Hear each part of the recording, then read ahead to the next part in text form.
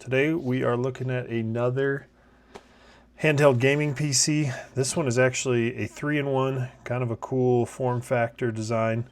This is from OneXPlayer. This is the X2 model, and it is going to be powered by that same Intel Arc G3 Extreme chip that we've been looking at with the MSI Claw 8EX. We also have the OneXPlayer 3 that's in the Indiegogo campaign. I know that one's been a very popular one, been going around. And then we have the Acer Predator as well that I think that just opened for pre-orders. So another one with this new chip that been doing a lot of testing on and been very impressed by for these handhelds. OneXPlayer actually, I think they have 4 different devices now that are going to include that chip. They have the OneXPlayer 3, this X2 here. They just announced the Apex Air, and then they have another Indiegogo campaign for the X2 Mini Pro. They're going to have an X2 Mini non-Pro version of that is going to include the Intel chip. The current one, the X3 or X2 Mini Pro, that one has the same chip that you'll find in some of their other devices that are higher than 35 watts, high-powered devices. It's a really good chip from AMD. So that brings us up to now 6 different devices total with the new G3 Extreme chip. So today we're going to be looking at this one from OneXPlayer. This is more of a larger form factor, more of a tablet design. We're coming in at 10.95, we call it 11 inches. So here we have it in our tablet mode, which is going to give you, a standard Windows tablet, so not as good of an experience as you'd find with like an iPad or something, but still very doable as far as watching YouTube videos and things like that. Pretty good experience here. But then it also comes with this little keyboard that just has magnets on it, hooks into the bottom there. Kind of got a leather interface on it here. It feels actually pretty premium and got a nice little click to it there. So this just snaps on there to kind of turn it into a mini laptop. And I like this better than some of the smaller handhelds. This is actually a usable keyboard in my opinion. Some of those 8-inch handhelds with a keyboard attached, it gets pretty crammed on there. So definitely like this form factor for usability besides just gaming. But on the bottom here we just have that connector for the keyboard. We have this kickstand that comes up, which is actually a really nice metal, very sturdy. On the back here, when this comes down, we have 2 vents. These are all glass pieces on here. You do have to take these off if you ever want to disassemble it. They're just held on with some adhesive, so you will have to heat those up. And I have a MagSafe ring on there for some attachments I have, but there you can see that G3 Extreme. Then each side here, so this side we have a micro SD slot, a USB 3.0 speaker here, and then this is for attaching controllers on the side there, Nintendo Switch style like we've seen with the Lenovo Legion Go and some other handhelds. On our other side here, another speaker grill controller, and then we have 2 USB-C ports. And on the top here we have our power button and fingerprint sensor. This little slot is hiding a headphone jack. We have our volume up and down rockers. Some more, I think this is the exhaust vent there. And then this is the turbo button, and this actually just brings up the OneXPlayer UI for changing TDP, fan modes, a bunch of different settings in there. You can adjust your display. One thing with this being a bigger display, it actually does go all the way up to it's at the top here, 2560 by 1600.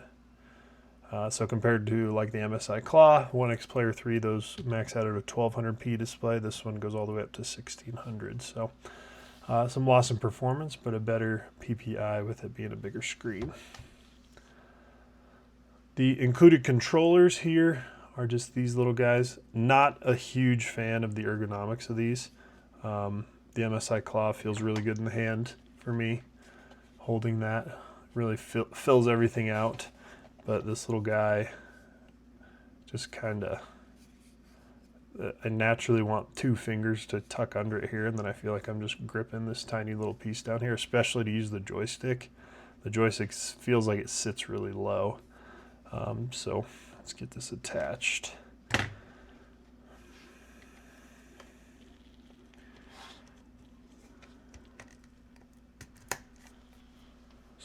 Same as your Legion Go and other thing, it's just a rail system. You just slot it on there and slide it down. Same thing with the OneXPlayer 3. These controllers do not have batteries in them, so if you want to use them separate, you do need to get the separate connector. That'll have a dongle that plugs into USB, and then the connector itself will actually be what powers these. And you can't just put one on. You might have noticed these lights didn't come on until both were in. It does complete the circuit once you have both controllers on there, so you can't just use one detached. I don't know any scenario where you'd want to do that, but yeah, so ergonomics of it, like I said, my fingers naturally want to wrap around this kind of tiny little notch. It's not the most comfortable thing in the world, but I do like the really large screen, and the controllers we're seeing on the X2 Mini Pro and the OneXPlayer 3 will be compatible here, so you can get those to have some larger grips on here if that's what you want. It does look like you're going to have some ports getting covered up and your speaker grill with any larger controllers, so something to keep in mind there as well. So we know this is advertised as a 3-in-1, so you have your tablet, your gaming handheld, and your kind of laptop with the keyboard attached. But I want to look into a 4th option today, which is kind of using it as a desktop replacement. So here I just have a little desk set up, ultra wide monitor, vertical next to it, and obviously you can just plug in the device straight to it, play some games, but you are still running purely off of that device. And if you, this monitor is a 3440 by 1440p monitor, and you can obviously screw around with some settings to get some better performance, but you're ultimately going to be faced against having lower hardware trying to run a lot more pixels than it's designed for. So while this thing performs really well as it's handheld on its native screen, I think if you're going to be pushing something like this, it's worth exploring other options. It is popular in the handheld community, so an eGPU. This is the AUStar AG03. This is going to have Thunderbolt 5 connectivity. Support. The thing I really like about this is it's got everything all included for you. It's got a power supply. It's got Oculink if you have a device that can use that, so that's going to give you a faster connection than actual Thunderbolt. But it has your Thunderbolt connection for your actual device, and then another port where you can plug in some peripherals if needed. But then the ultimate thing I really like is that you can choose which GPU you want. So if you're going to be using a Windows handheld, you kind of have open options to use AMD, Intel, NVIDIA, whatever you want. Or if you're using something running SteamOS, then you can obviously pick whatever AMD graphics card that's supported that you want. But just a quick overview of that. Today we're going to be installing a Radeon 9070 on here. So this is the non-XT version, but it should bump our performance up pretty good. Just keep in mind with a product like this, when you are using Thunderbolt, you are limited on bandwidth. You will, like this isn't going to perform as well if I were to install this GPU into a graphics or into a desktop PC. You're going to be about at least 20% lower on performance with the way that this is set up. But so yeah, we just got our GPU installed. Pretty simple. Got a little support over here for these longer GPUs. And then we'll get it plugged in, get our monitors hooked directly into the graphics card, and then we'll be able to run our Thunderbolt to our tablet, and then that will act as the GPU and take some of the load off of it. So we'll get that installed now and get started.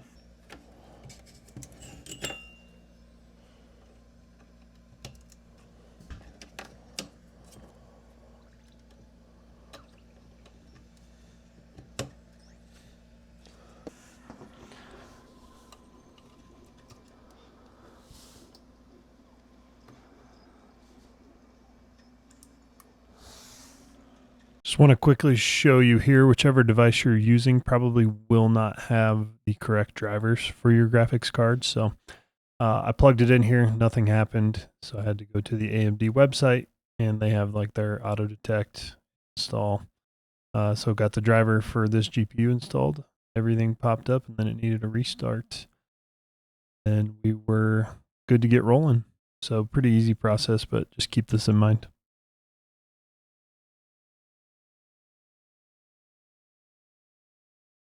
All right, so we have our drivers installed. We are getting a full picture here, getting full resolution, 3440 by 1440, and this is a 360 hertz monitor, so that is fully shown up as well as supported. A little bit more to add, and I know I mentioned the eGPU does have a port on it for peripherals and stuff, but we are still just limited to that one port, and then we're sending even more data through the Thunderbolt. On our tablet itself, we just have the one USB-C and the USB-A left, so I wanted to supplement that a little bit just to make our lives a little bit easier. So I'm going to be using this 18-in-1 USB hub that was actually sent to me by Gitfos. They reached out and asked if I'd be interested in trying it out, and it seemed like a cool product, so I did. And I've been using it with my own personal desktop for a few months now, actually. And I wasn't paid or anything for this. No money was exchanged hands. I was never told to say anything specific. They just asked if I wanted to try it and feature it in a video. So finally found a good opportunity to use it. And it's a really nice hub to use for a laptop or tablet like this, something that's limited on ports, but I've also found it really useful to just use with my desktop, just to have easier access to ports kind of right in front of me. You actually get quite a bit with this hub. On the back, you get a USB-C host that'll go straight to your laptop. Power delivery back there, HDMI port, a headphone jack, then you have your SD card slots. On the front, you're going to get 7 USB-A ports, which is super nice to have. Then you'll get 4 USB-C ports, which I'm always trying to hunt down anyway. And then 2 of those are actually 45-watt power delivery, so you can seriously charge some devices. And another really cool feature that I liked is with my vertical monitor. You know, sometimes I'm using that for Discord and things like that, but there's other times where I'm playing games that I really just don't need a second monitor on, so it's really nice to have this little toggle on here where hit that button, you lose that monitor, now you just kind of enjoy your ultra-wide gameplay and keep going from there. So another cool feature on this thing. All right, pretty nice little setup here for gaming. I've actually been using this for quite a few days. Been doing some email business stuff, video editing, all that good stuff in it. I mean, it just feels like a really smooth experience, just like using a desktop. So the eGPU is a good addition, but we'll jump into some gameplay here just so you can see that difference. When we were running just off of the device plugged into the monitor, we were getting about 25 to 30 FPS. So keep that in mind as you see these numbers, and we'll jump into the gameplay now. This gameplay here, we are running at high settings, utilizing FSR quality, and we actually do have ray tracing turned on here, so getting about 75 FPS, which is a pretty good experience. This is the only game I'm going to be jumping into today, but I am going to be throwing this into a future video comparing it to the MSI Claw. One thing I didn't mention is that this device actually has 48 gigabytes of memory compared to the Claw, which has 32 on the top model, so interesting to compare those two to see if that RAM makes any difference as far as gaming goes. How are we going to get over there? No idea. Thrusters alone won't cut it. Let's look for another way. And for this gameplay here, I just turned off ray tracing and I turned on a little frame gen as well, so you can see we're getting some pretty good frames there.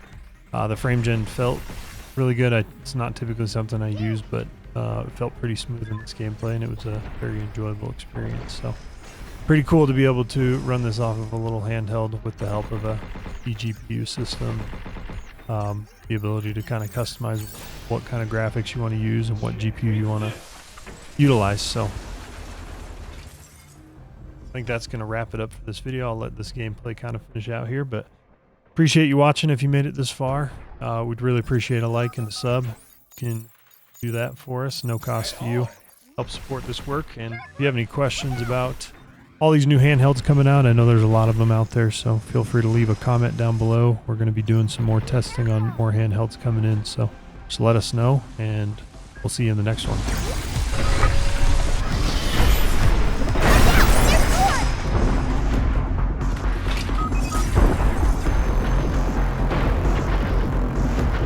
Here it comes! Look out!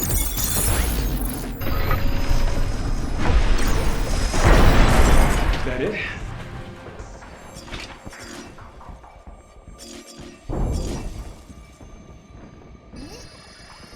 Partially clean.